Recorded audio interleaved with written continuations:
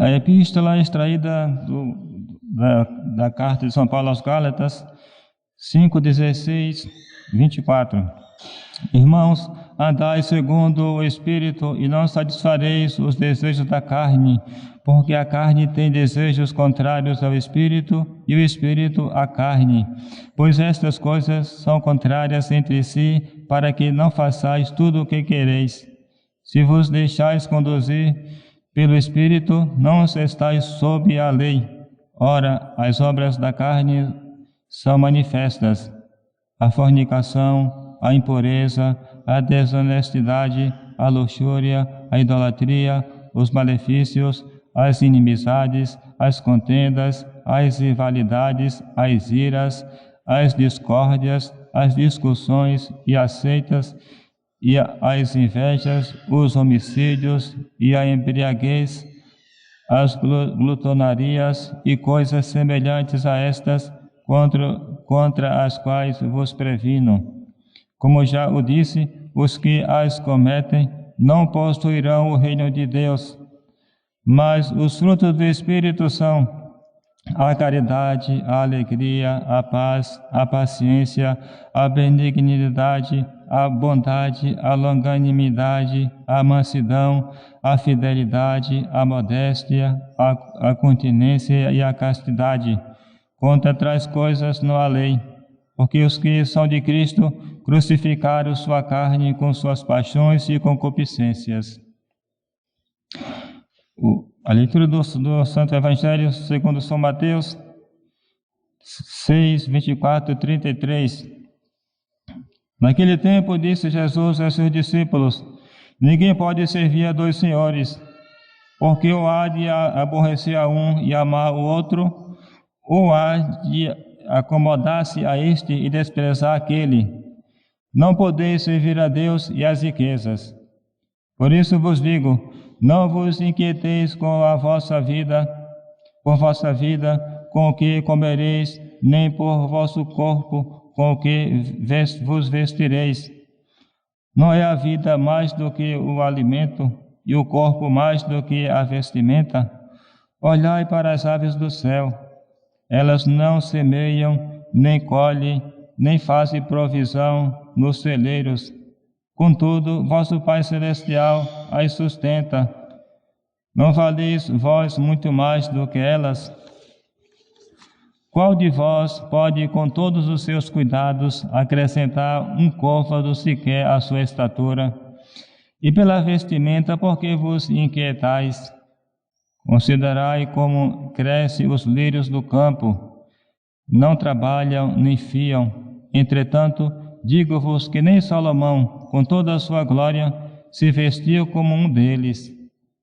Se, pois, Deus veste assim a erva do campo, que hoje existe e amanhã é lançada ao fogo, que não fará por vós, homens de pouca fé?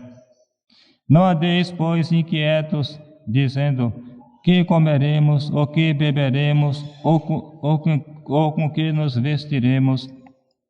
Os pagãos é que se preocupam com estas coisas. Bem sabe vosso Pai que tendes necessidade de tudo isso. Procurai antes de tudo o reino de Deus e a sua justiça, e tudo vos será dado por acréscimo. Pode sentar-se, meus irmãos. Caríssimos irmãos, estamos hoje no 14º domingo depois de Pentecostes. O tema central deste evangelho que nos é apresentado é a impossibilidade de servir a dois senhores ao mesmo tempo e o cuidado da divina providência.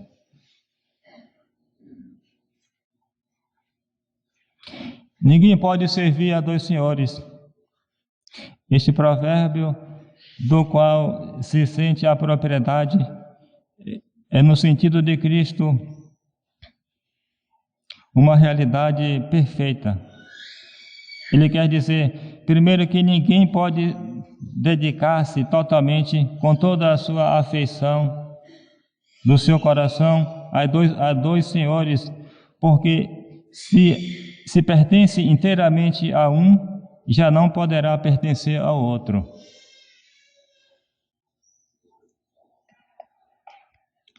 No texto da Sagrada Escritura, nos textos sagrados, lê-se mamon como sinônimo de dinheiro. Mamon entre os sírios era, primeiramente, o deus das riquezas, o Plutão dos gregos, o demônio que habitava os infernos.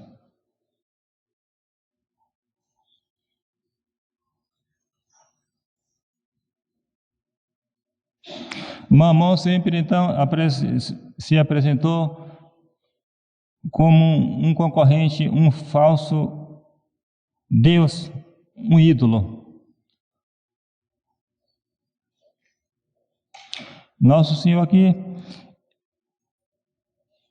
nos apresenta como modelo de idolatria o apego ao dinheiro, que sempre foi uma inclinação muito forte do coração do homem, o apego às riquezas, o apego ao ouro, o apego à avareza. Segundo a doutrina de São Paulo, a cobiça do dinheiro é uma idolatria. São Paulo aqui fala na carta aos Efésios, no capítulo 2:6. Claro, Nosso Senhor aqui, quando apresenta, de modo especial, o problema do apego do homem às riquezas, aos bens materiais. Antes de tudo, ele quer enfatizar que o que está proibido é esse apego desordenado. E não se apega somente ao dinheiro, ao ouro, mas qualquer bem, qualquer ídolo poderá ocupar o lugar do verdadeiro Senhor. E aqui na Epístola de São Paulo, por exemplo, é enumerado várias coisas que pode também ser um ídolo, várias coisas que pode ser também um ídolo para o homem. Citemos. Ora, as obras da carne são manifestas: a fornicação, a impureza, a desonestidade, a luxúria, a idolatria, os malefícios, as inimizades, as contendas, as rivalidades, as iras, as discórdias, as discussões, as seitas, as invejas, os homicídios, a embriaguez, as glutonarias e coisas semelhantes.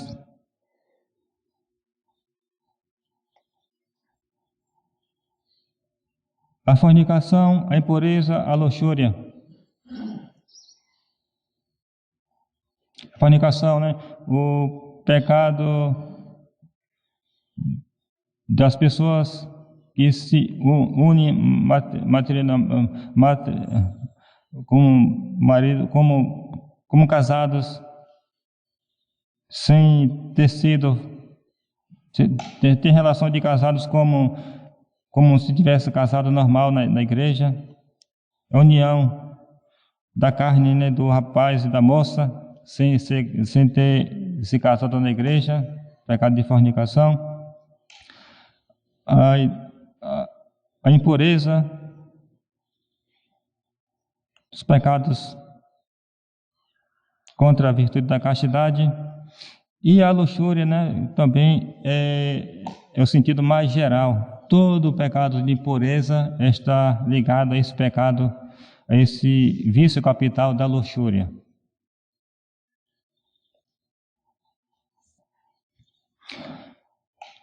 Também podemos tomar como um falso Deus a falsa amizade, como um falso senhor, a falsa amizade.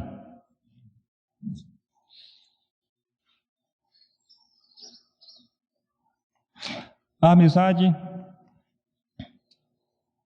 pode ser um meio de santificação ou obstáculo sério à perfeição, segundo for sobrenatural ou natural e sensível.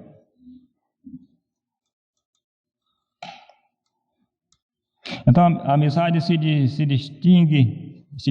pode se distinguir em 3 tipos: a verdadeira amizade, a falsa amizade e a amizade mesclada de verdadeiro e de falso.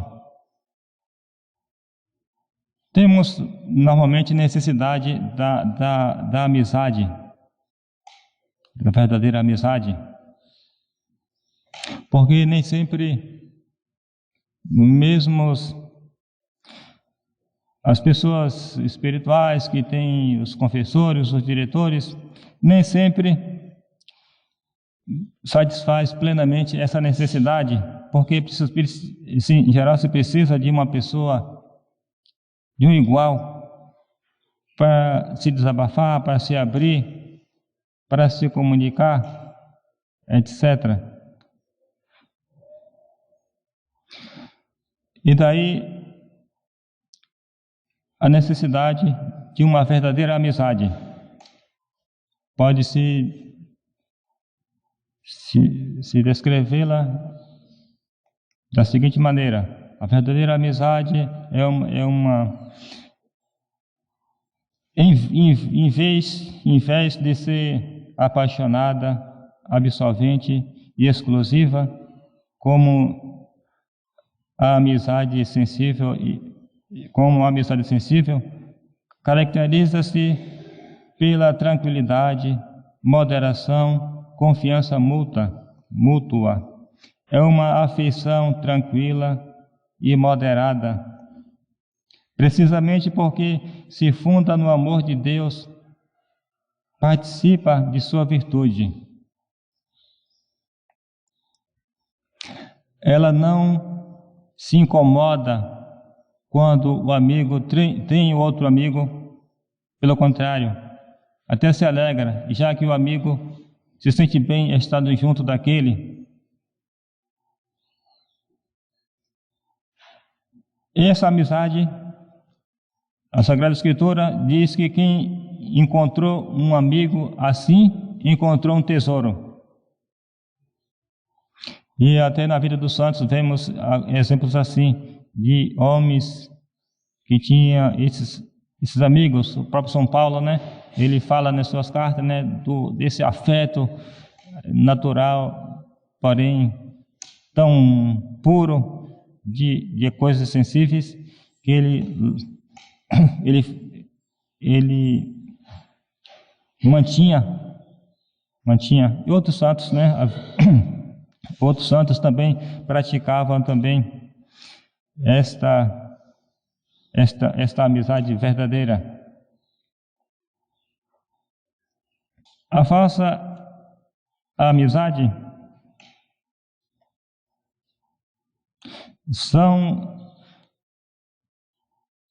fundadas em qualidades sensíveis ou frívolas, com o fim de gozar da presença e prendas materiais do próximo. É, pois, em última análise, uma espécie de egoísmo disfarçado, visto esta amizade ter por causa do prazer que se encontra na companhia do amigo. Se lhe presta algum serviço, com mira no prazer que experimenta, empreendê-los cada vez mais. Distingue-se essa falsa amizade pela origem, pelo seu desenvolvimento e pelo seu fim. Essa falsa amizade, ela surge de repente. Ela surge. Isto é, aquela atração, aquela afeição por aquela pessoa. Ela surge. De repente a pessoa nunca teve aquela inclinação. De repente ela aparece.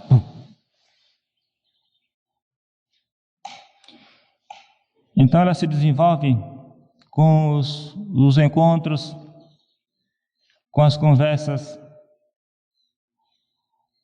a princípio inocentes, sem grandes problemas, mas com o passar do tempo, como ela é absorvente, então deixa muito espaço para a familiaridade, para a intimidade, e aí pode-se chegar a quedas lamentáveis quando não é reprimida e desde o começo controlada. Imagina se esses amigos falsos, que essa amizade é eterna. Pensam assim. Mas se aparece um outro concorrente, ela facilmente é interrompida. Então, é aqui que São Francisco de Sales, tratando muito detidamente dessa questão, ele lembra que essa amizade falsa tem que ser muito cuidadosa para que não se dê, tem que ter muito cuidado para que não se dê curso, não se dê espaço para que ela invada o coração. E nessa medida, então, como não poder servir a dois senhores, nessa medida, então, não tem como a gente enganar Nosso Senhor, que é um verdadeiro amigo. Então, na medida que se coloca um outro Senhor no coração, Nosso Senhor vai se afastando. E aí entender por quê. Agora, o esfriamento do coração, não tem mais fervor na oração, não tem mais fervor na prática dos exercícios espirituais, não tem mais nem disposição para exercer as funções do próprio Estado, não tem mais disposição para estudar, para trabalhar, porque Nosso Senhor fala: onde está o teu tesouro, aí estará também o teu coração.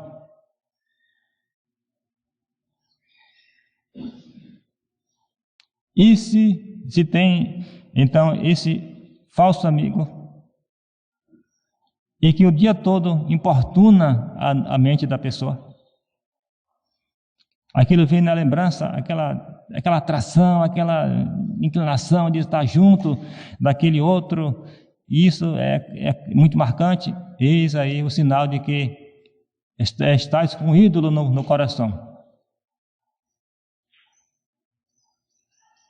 Não poder servir a dois senhores, porque ao mesmo tempo, porque na medida que se adere a um, vai desprezar o outro. E Nosso Senhor, que é um verdadeiro amigo, ele não finge, então ele mostra ao homem que aquilo não está bem, que não está agradando a ele, para que o homem saia daquele estado, desse apego desordenado. Logo no princípio, é mais fácil. mas se deixou fomentar, se deixou sedimentar essa atração, esse apego. Pobre alma, precisa agora de um esforço enérgico imenso. E se a alma, então, percebendo o seu desastre, não imaginou que fosse chegar tão longe, fosse chegar a tal estado, a tal apego, a tal estado de afastamento de Deus, não se imaginou no começo. Por isso, melhor é cortar o mais cedo possível. Percebeu esse falso apego, essas afeições desordenadas? Percebeu? O mais tranquilo, o mais fácil é cortar do começo. Mas agora o remédio se deixou levar em demasia por esse falso amigo. O último remédio agora é cortar. Não se afastar um pouquinho, não cortar em parte, não. Ou você vai cortar completamente, ou então você não vai conseguir devolver o seu Deus verdadeiro para o seu coração, atrair o Deus verdadeiro para o seu coração. Observe que esta questão do amor de Nosso Senhor está no centro da santificação das almas, está no centro da salvação das almas. Basta lembrar que uma alma em pecado mortal, que seja qualquer pecado mortal, se ela fizesse um amor perfeito, um ato de amor perfeito a Nosso Senhor, com arrependimento de contrição, imediatamente Nosso Senhor voltaria para o coração dela. Veja que força tem esse amor. E quando nós vemos falar no primeiro mandamento, amar a Deus sobre todas as coisas, a primeira pode parecer para muitos que aquela ideia vaga, daquele amor distante, aquela ideia mais teórica. Não, Nosso Senhor não quer somente isso, precisa de uma coisa real, precisa dessa prova real do dia a dia.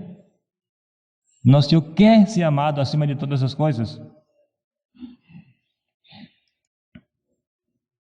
Então, se a alma que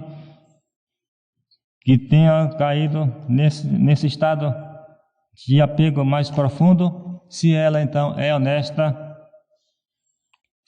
sobretudo se tem coragem de se abrir ao confessor na direção espiritual, expondo as menores faltas, ela poderá se reabilitar, mas agora com custo porque foi além do que devia. O coração que Nosso Senhor criou para ser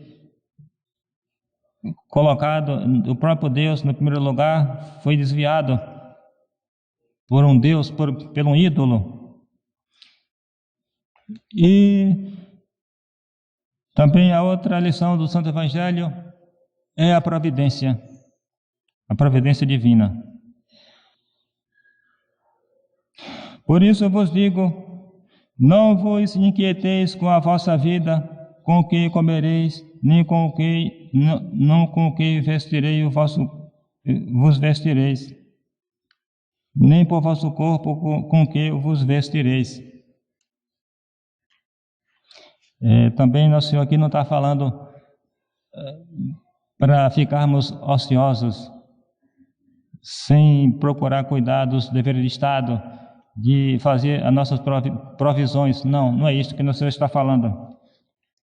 Ele está falando só daquela agitação, daquela inquietação que pode muitas vezes abater os espíritos, essa preocupação demasiada. E Nosso Senhor então nos dá com tanta simplicidade, um exemplo aqui, dizendo: vede as aves do céu, que nem plantam, nem têm celeiro, nem acumulam alimentos. Entretanto, o vosso Pai nunca deixou de cuidar delas. Observe que nosso Senhor fala das aves do céu, que parece ser assim mais ainda desprovida de todo recurso natural. As aves que ficam voando aí pelos ares, a gente não sabe nem bem o que elas fazem muitas vezes, quais são os seus hábitos, o seu costume. As andorinhas, aqui para nós. Entretanto, vosso Pai Celeste jamais deixou de cuidar delas. Olhai, e com relação às vestes, as vossas vestes, olhai os lírios do campo. Também observe, nosso Senhor fala os lírios do campo, que crescem espontaneamente, não tem os cuidados dos lírios dos jardins. Pois bem, esses lírios do campo, nosso Senhor também os reveste de tanta formosura, perfume agradáveis, que nem Salomão conseguiu chegar a tanto, para mostrar que, então, assim nosso Senhor, com sua providência, Ele nos proporcionará todos os cuidados, nem somente materiais do dia a dia, mas também os recursos espirituais para a santificação, para a salvação das nossas almas. E nosso Senhor arremata: contanto que procureis em primeiro lugar o reino de Deus, e através das virtudes, e o resto, não se preocupe, nosso Senhor vai providenciar. E os frutos do Espírito, para encerrar, também São Paulo enumera: os frutos da justiça são a caridade, a alegria, a paz, a paciência, a benignidade, a bondade, a longanimidade, a mansidão, a fidelidade, a modéstia, a continência e a castidade. Contra tais coisas não há lei.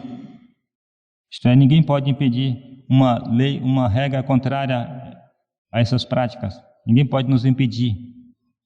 Porque os que são de Cristo crucificaram sua carne com suas paixões e concupiscências.